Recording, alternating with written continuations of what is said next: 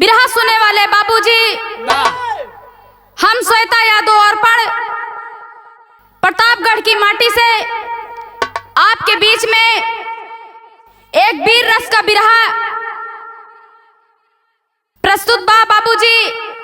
आशा नहीं विश्वास है बाबूजी कि आप सबको पसंद आएगा बाबूजी, आप सब लोग पसंद करेंगे। आपके बीच में 4 लाइन का भूमिका है।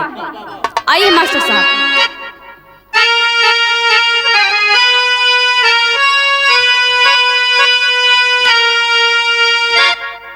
सारे साहस जिगर मन लगनशील हो,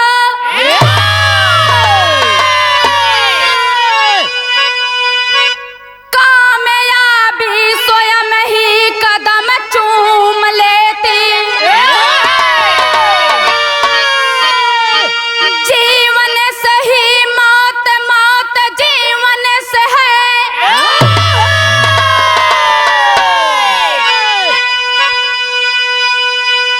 उसकी प्रतिभा ही सारा का जगत घूम लेती।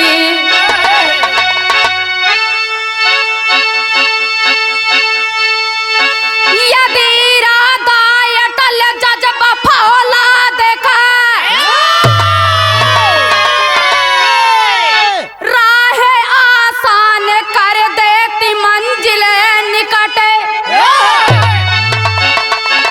रक्षक बंदे से सेवा अर्पण करे, उस शहादत पर सबकी नजर झूम लेती।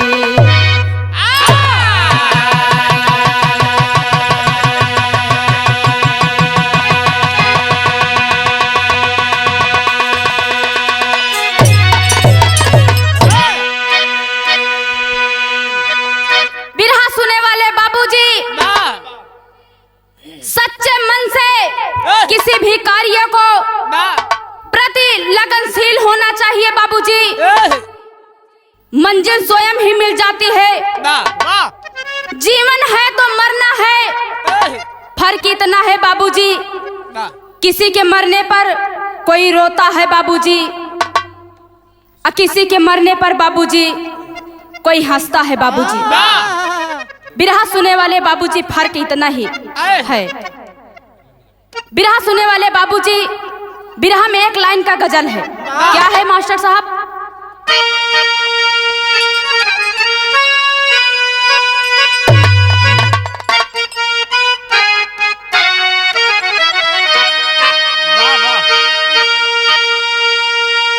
परवाने जल रहे हैं,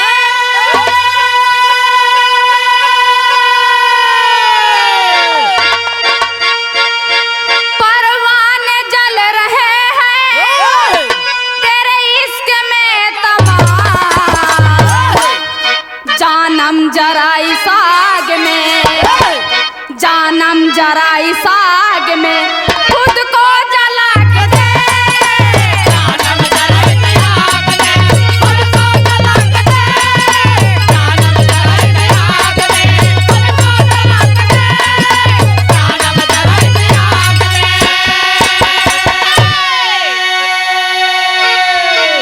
बिरहा सुने वाले बाबूजी, ये तो बिरहा में कव्वाली है बाबूजी, लेकिन भाव का बा?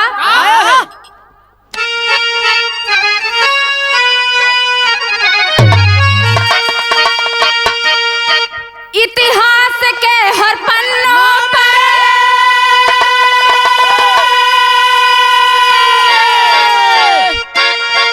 इतिहास के हर पन्नों पर गाथाएं हैं तमाम, गाए जबान गीत कुछ, गाए जबान गीत कुछ ऐसा ही करके जा। गाए जबान गीत कुछ ऐसा ही करके जा, गाए जबान गीत कुछ ऐसा ही करके जा, गाए जबान गीत कुछ।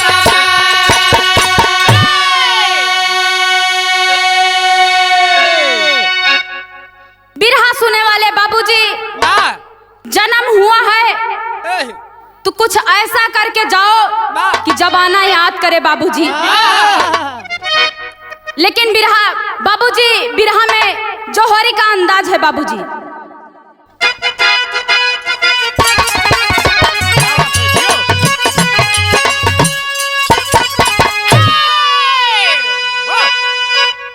हिमाचल प्रदेश भारत में कांगड़ा जिला लसानी जयसिंहपुर पाटेड़ू गाँव की अमर निशानी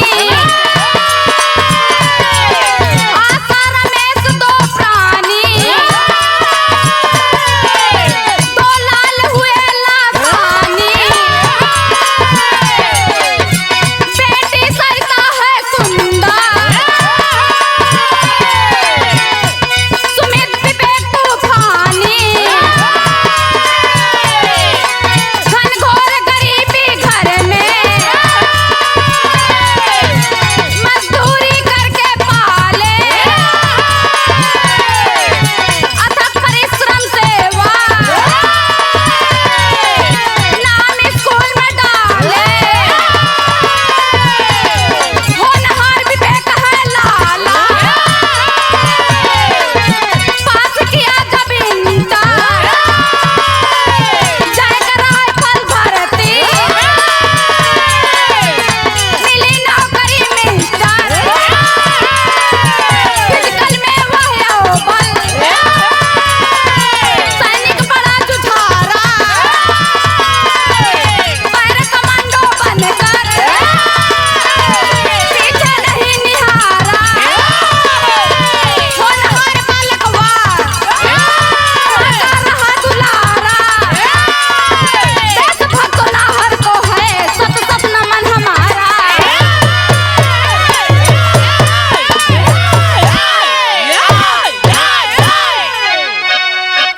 बिरहा सुने वाले बाबूजी, हिमाचल प्रदेश कांगड़ा जिले की एक कहानी है बाबूजी।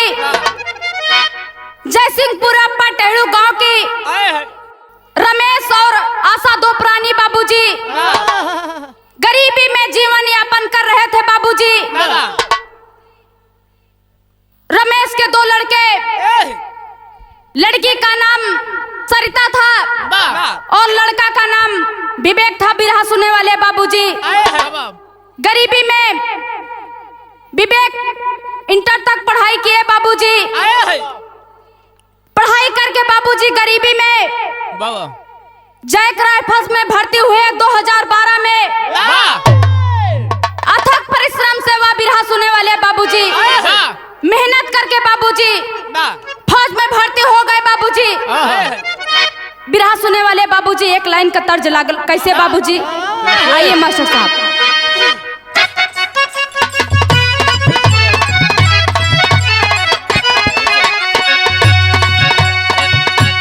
हमारा सवार रंग मन नहीं भावे ए हो सांवरिया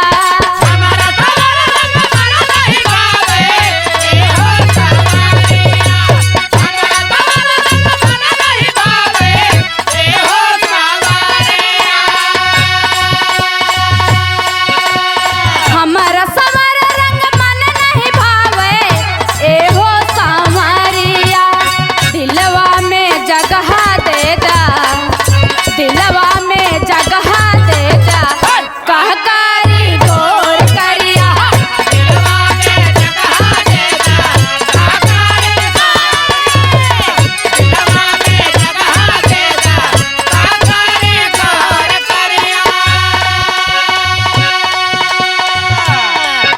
बिरहा सुने वाले बाबूजी, ये तो बिरहा में तर्ज था लेकिन बिरहा सुने वाले बाबूजी भाव का बा।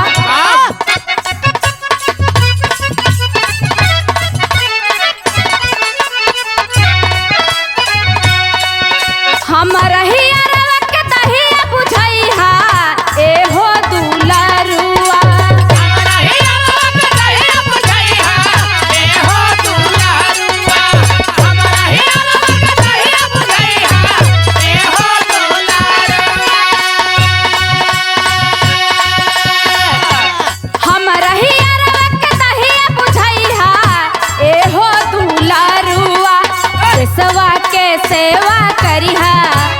देशवा के सेवा करिहा धई के धियान बबुआ।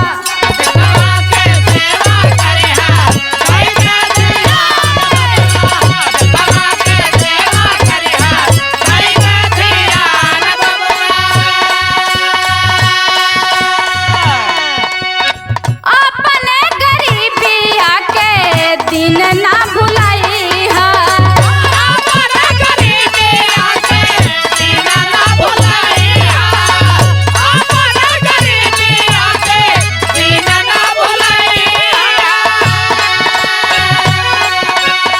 मातृभूमि जननी के लजिहा बचैहा।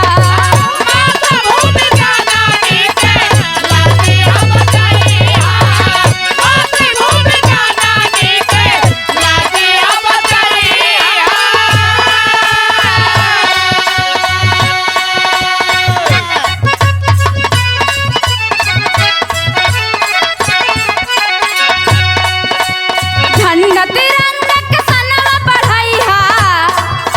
झंडा तिरंगा के सनवा बढ़ाइहा बन के पहरुआ हो।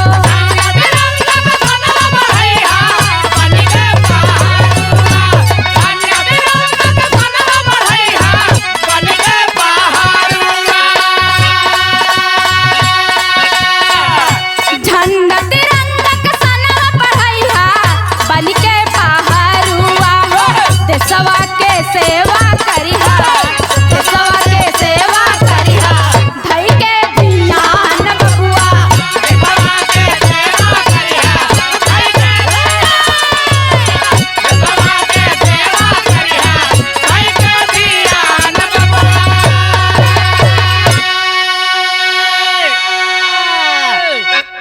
बिरहा सुने वाले बाबूजी, माता पिता बहुत खुश हैं। हमारा बेटा फौज में फौजी बनकर देश की सेवा कर रहा है बाबूजी। और माँ हमेशा कहती थी बेटा झंडा तिरंगा देश की शान है, मान है, कभी झुकने नहीं देना बाबू। और बाबूजी माँ यही समझाती है। और आगे क्या कहना है बाबूजी, आइए मास्टर साहब एक लाइन का तर्ज लागल।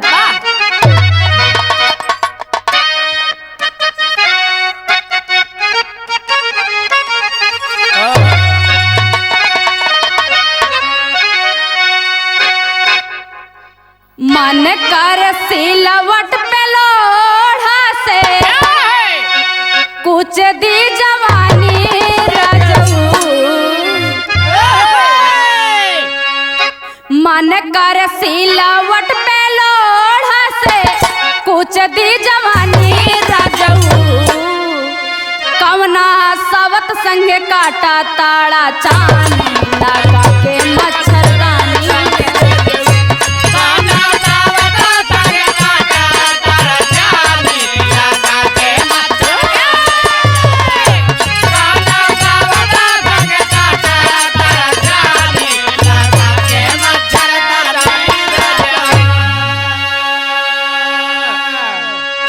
बिरहा सुने वाले बाबूजी, ये तो बिरहा में तर्ज है, लेकिन भाव का बा बाबूजी।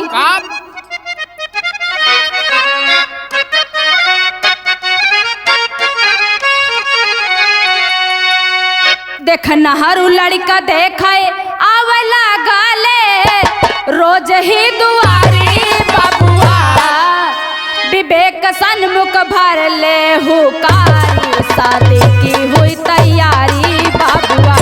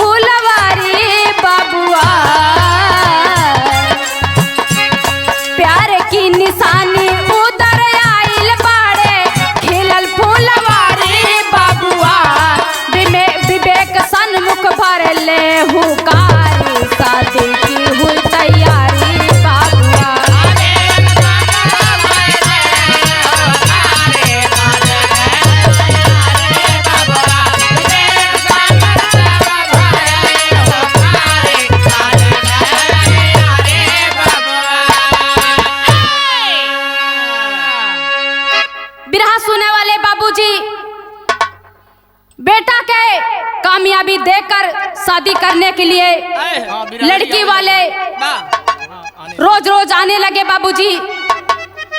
तब पिताजी रमेश ने कहा, विवेक से कहा कि बेटा तुम्हारी शादी के लिए लोग दबाव डालने लगे हैं, रोजे दुआर खाचत हूं, तो क्या विचार है? बेटे ने कहा कि पिताजी आपकी जैसे मर्जी है। तो बाबूजी को सारी गांव की प्रियंका लड़की के साथ शादी के लिए हाँ होती है और शादी हो जाती है बाबूजी। 2000 में शादी होती है बाबूजी, 2020 में शादी हो गई बाबूजी, और 2021 सितंबर को एक लड़का भी हो गया बाबूजी। परिवार खुशी से बीत रहा है बाबूजी। तो बाबूजी होता क्या है, एक लाइन का तर्ज है। कैसे हो?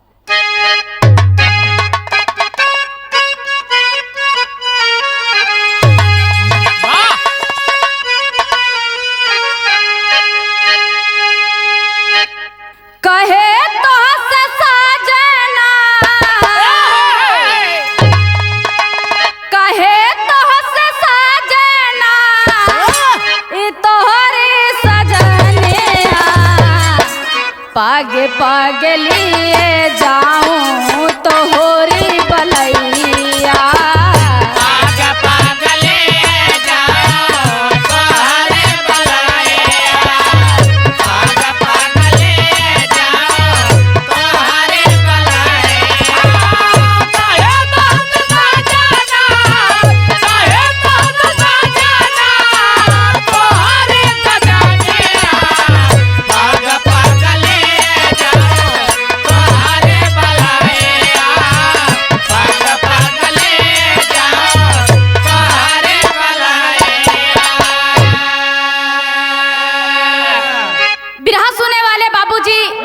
बिरहा में तो तर्ज रहन है, लेकिन दुल्हन कहते क्या है बाबूजी?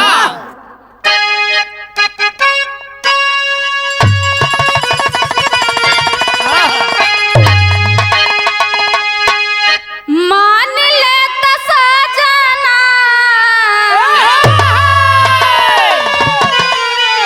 मान ले तो साजना, हमारा कहानवा अपने ललाना माँ के लैला बलैया।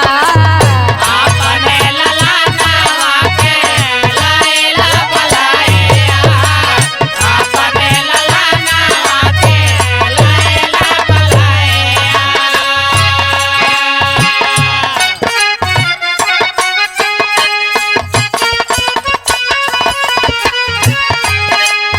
छोटी तबीयत गाइल बुराई ना सनेहिया, छोटे तबीयत गाइल बुराई ना सनेहिया, छोटे तबीयत गाइल बुराई ना सनेहिया। लौटी के आई ब्याह तो मनई बाई बरहिया, लौटी के आई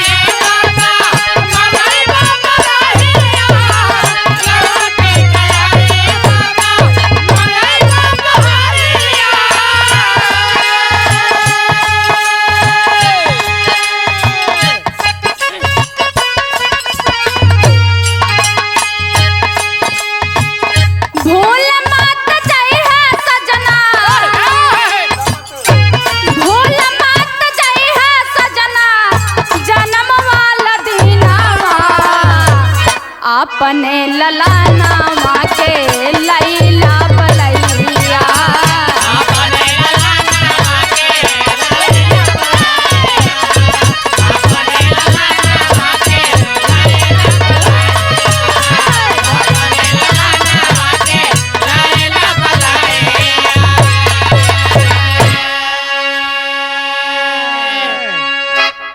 बिरहा सुने वाले बाबूजी विवेक छुट्टी लेकर घर पर आया। औरत बोली, स्वामी पहली निशानी एक लाल हुआ है, बरही करना है।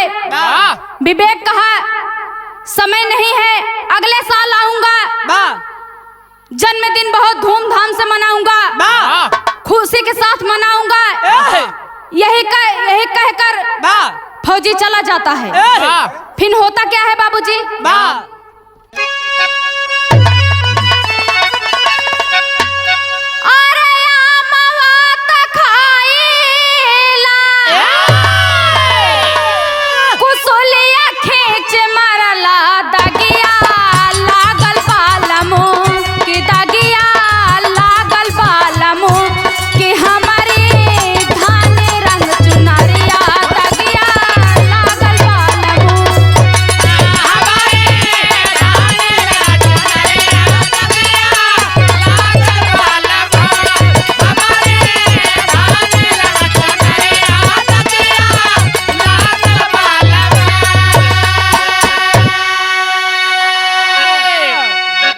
बिरहा सुने वाले बाबूजी, ये तो तर्ज की लाइन है बाबूजी, लेकिन बिरहा में भाव का बा बाबूजी।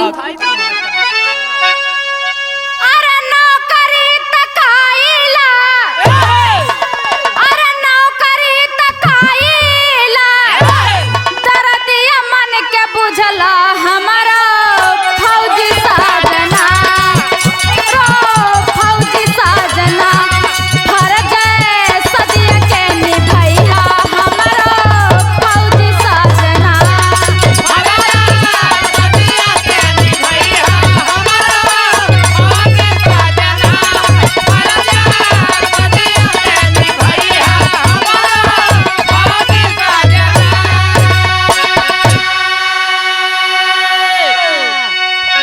लई के आशीष माँ के चाला बेटा हनावा,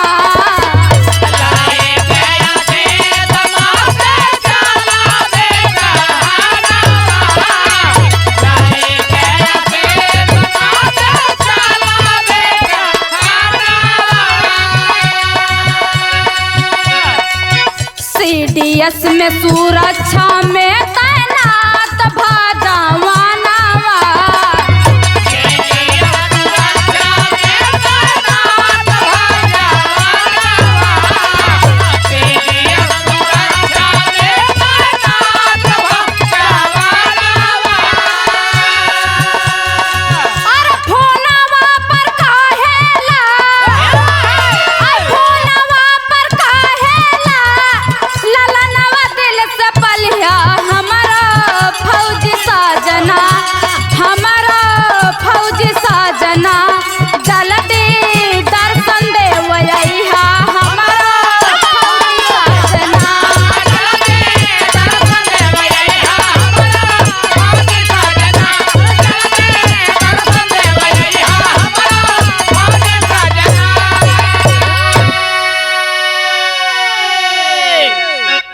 बिरहा सुने वाले बाबूजी नौकरी पर जाने लगे।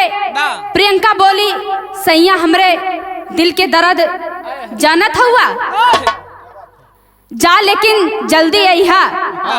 माँ से और पिताजी से आशीर्वाद लेकर जवान आया CDS, सुरक्षा में तैनात हो गया बाबूजी। फोन द्वारा अपने परिवार का हालचाल पूछता रहा बाबूजी। परिवार खुशी है बाबूजी। और होता क्या है बाबूजी?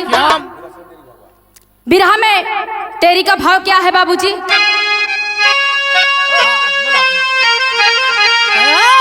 सुरक्षा में ऐसा शेर चाहिए,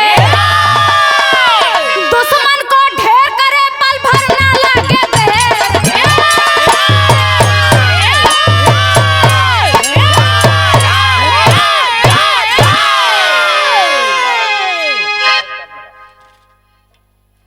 बिरहा सुने वाले बाबूजी, दुश्मन को ढेर करे पल भर ना लागे देर, सुरक्षा में ऐसा शेर चाहिए बाबूजी। बिरहा सुने वाले बाबूजी, सुरक्षा में ऐसा शेर चाहिए बाबूजी। और बिरहा में एक लाइन का गजल है, तर्ज है बाबूजी। बिरहा में एक लाइन का तर्ज लागल बाबूजी। कैसे? आइए मास्टर साहब।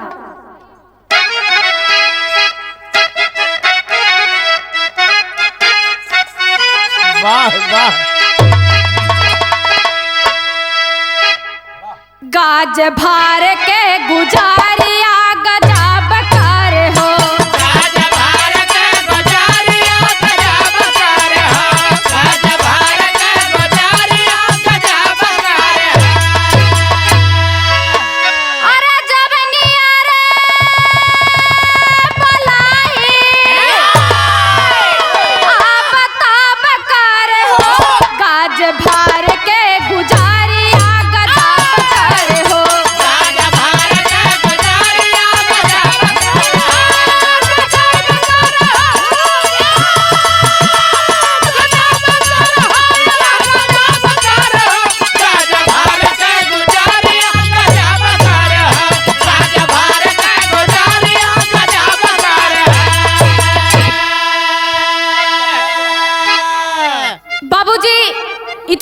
रहन है, लेकिन भाव का बा बाबूजी।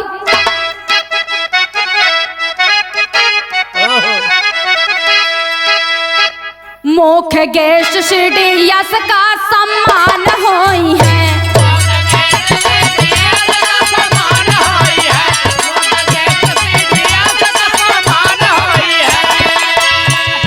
अरे कॉलेज बेलेटन से, अरे कॉलेज बेलेटन से जारी फरमान होई है। मुख गेश शिरडी यस का सम्मान होई है।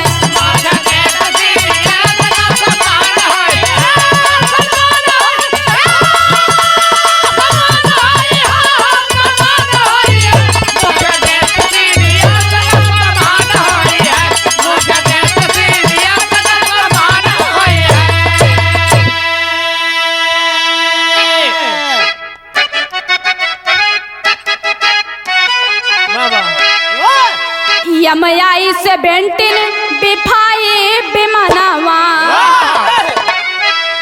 यमयाई से बेंटिन बिफाई बिमनवा। अरे भाईले सवार 14 फौजी जवानवा।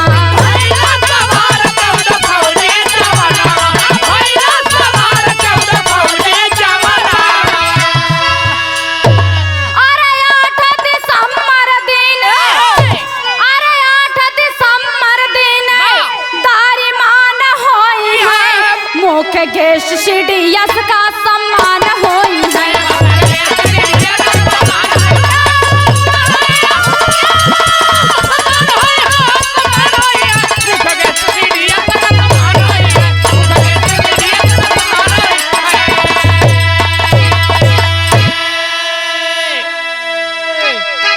बिरहा सुने वाले बाबूजी 8 दिसंबर को दिन में ही सीडीएस बिपिन रावत के मुख्य अतिथि के रूप में बेलिटन कॉलेज कुन्नूर तमिलनाडु जाना था बाबूजी। 14 जवान विमान पर सवार हो गए बाबूजी।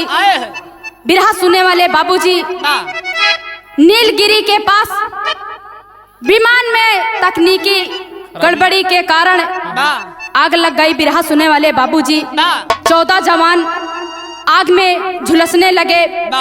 बचाव के लिए बाबूजी सोच तक नहीं पाए, बाबूजी समय नहीं मिली। बाबूजी कहना क्या है बाबूजी? आइए मास्टर साहब।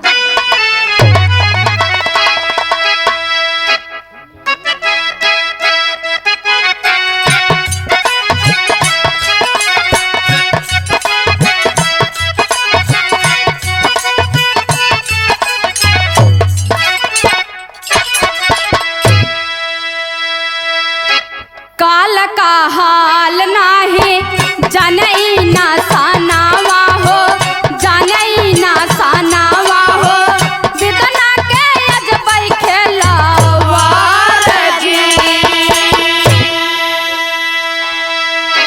अगिया में झरई लागे 14 जवानावा हो, 14 जवानावा हो। नैया फसल मजे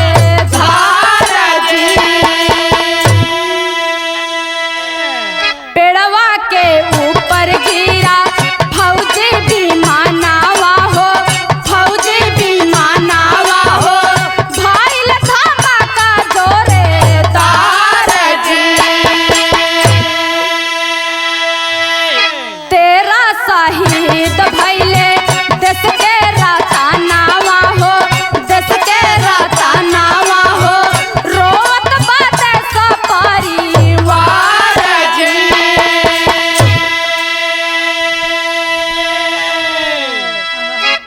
बिरहा सुने वाले बाबूजी विमान 12:20 पर पेड़ पर गिर पड़ा। 13 जवान बाबूजी शहीद हो गए। एक जवान बुरी तरह से घायल है बाबूजी, अस्पताल में बाबूजी भेजा गया बाबूजी। और खबर आग की तरह पूरे देश में फैल गई, पूरा देश रोने लगा बाबूजी। परिवार के लोग भी रोने लगे बाबूजी, सदमे में रो रहे हैं, लाश की इंतजार कर रहे हैं बिरहा सुनने वाले बाबूजी। लेकिन बाबूजी एक लाइन का तर्ज है, का है बाबूजी?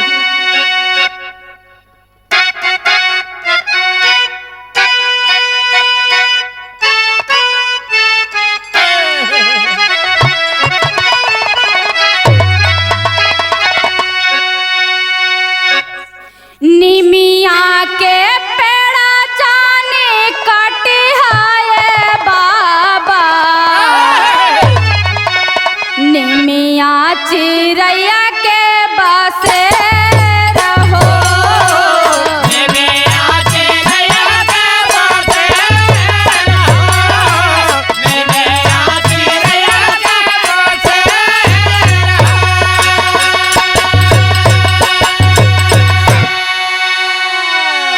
हो तभी न सर उड़ी जाई है चिरैया, रही जाई है निमिया के लहो।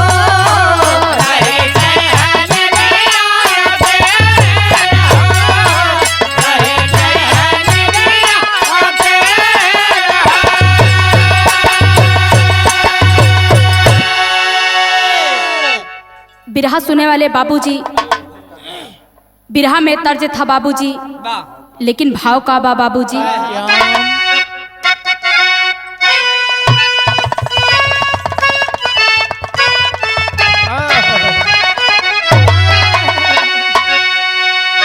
सुन के धमाका पहुँचे गाँव के लोगवा, भरसक कैले प्रयास हो।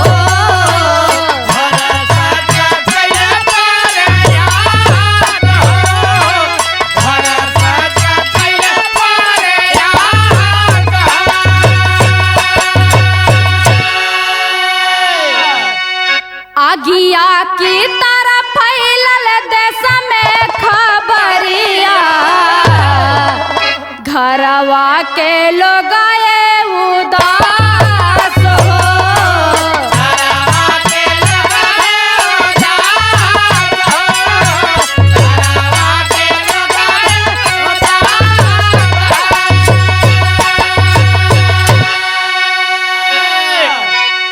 बुरी तारा झूला से चिन्हत नाही लसिया,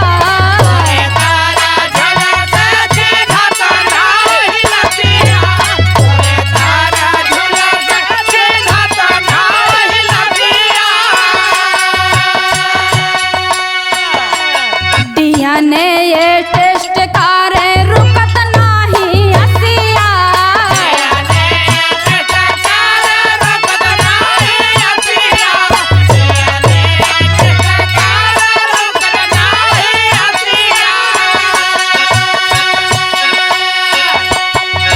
मंजूसा में रखे बांधे तिरंगा का फनवा, घरवा पे आई गई ले लाश हो।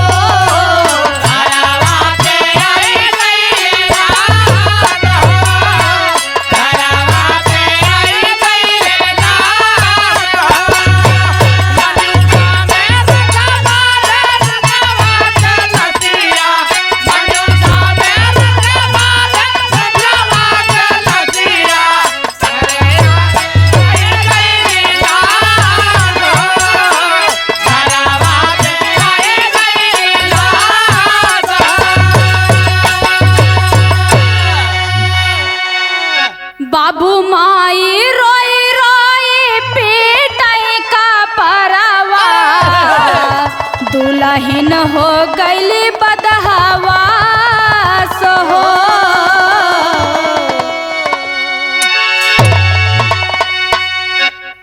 बिरहा सुने वाले बाबूजी, बुरी तरह से जलने के कारण लाश पहचान नहीं हो पा रही है।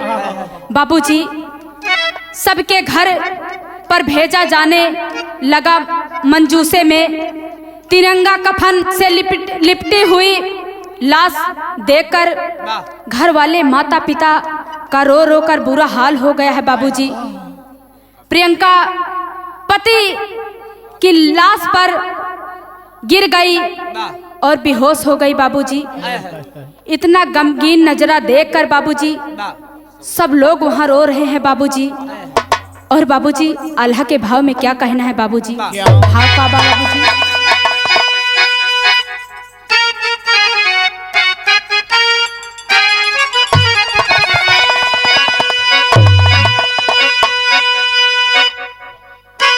झनखेला बहेलिया जैसे उड़ी जाल पंछी भैया।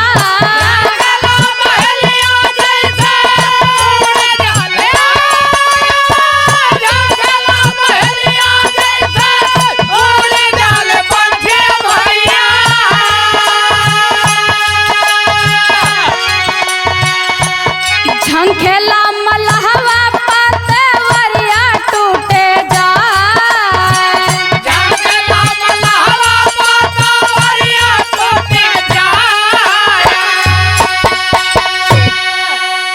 झनखेल गैया जैसे कसैया के समनवा बाबू।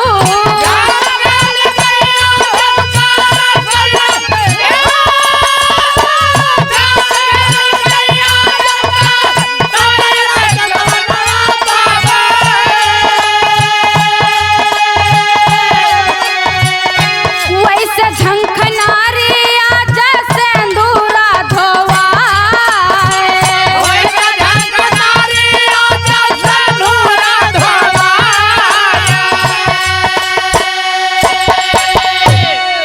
हो सभी तो हो बात होशिया में बोलली गुजरिया बाबू।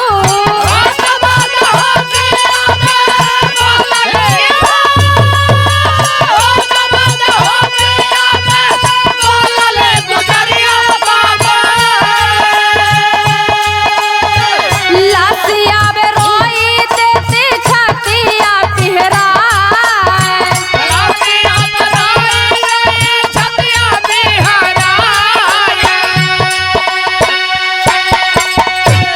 साजना के मुहावा देखौता एक बेरिया पंचो।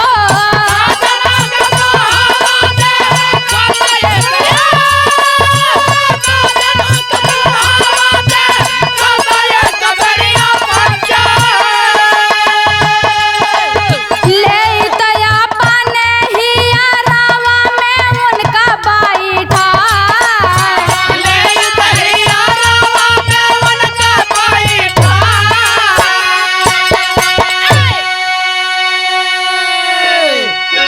बिरहा सुनने वाले बाबूजी, आज नारी का जब भी होश होता है बाबूजी, रोकर यही कहती है, स्वामी आप फोन पर हमेशा यही कहते थे बेटवा की देख रेख ढंग से करिहा, बेटवा के प्यार से पलिहा। हम तो अपन फर्ज निभौते बानी, स्वामी आप ई का कैला बा, स्वामी आप ई का कैला। अबोध बच्चों को अनाथ करके चले गए, हमरा के कोने के बिलार बना दी हलवा स्वामी। रोती रह गई बाबूजी। लेकिन बाबूजी दुल्हन कह रही है, बाबूजी स्वामी एक बेरिया बोल देता, स्वामी एक बेरिया बोल देता। लेकिन बाबूजी जब पिंजड़ा से सुगना उड़ गई बाबूजी, तो कौन बोले बाबूजी? कोई बोल नहीं रहा है बाबूजी।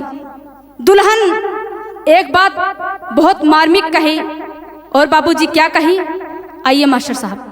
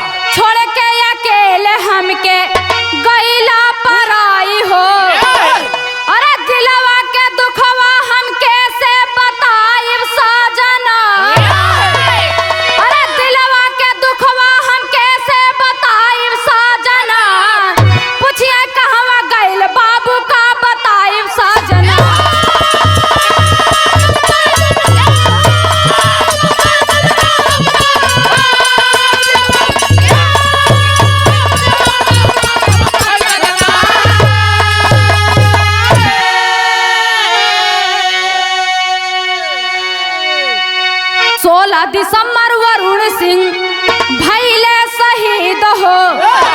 युग युग युग युग रहेंगे वीर उनके मुरीद हो। हर शहीद मन के पुष्प चढ़ाई साजना, अरे हर शहीद मन के पुष्प चढ़ाई साजना। पूछी हल कहवा गइल बाबू का बताई साजना।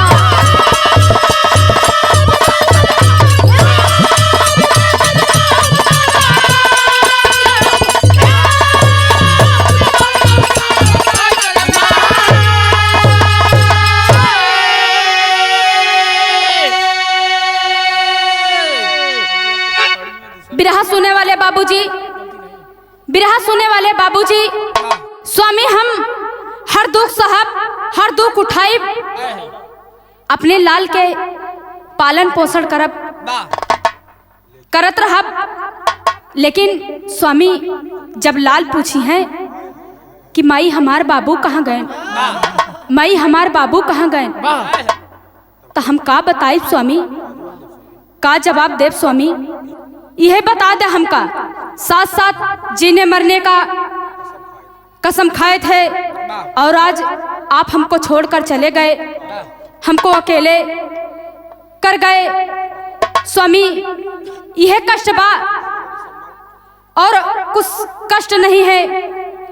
16 दिसंबर को बचा हुआ एक जवान वरुण सिंह शहीद हो गए बाबूजी।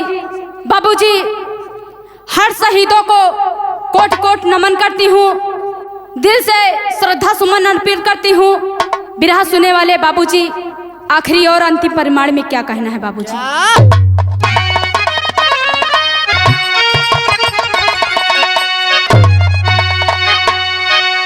सीताराम हित भाई लाल स्वर्ग में देते हैं उपदेश।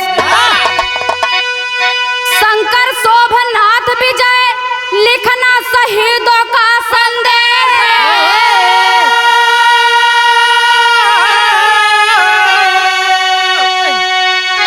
सुरक्षा में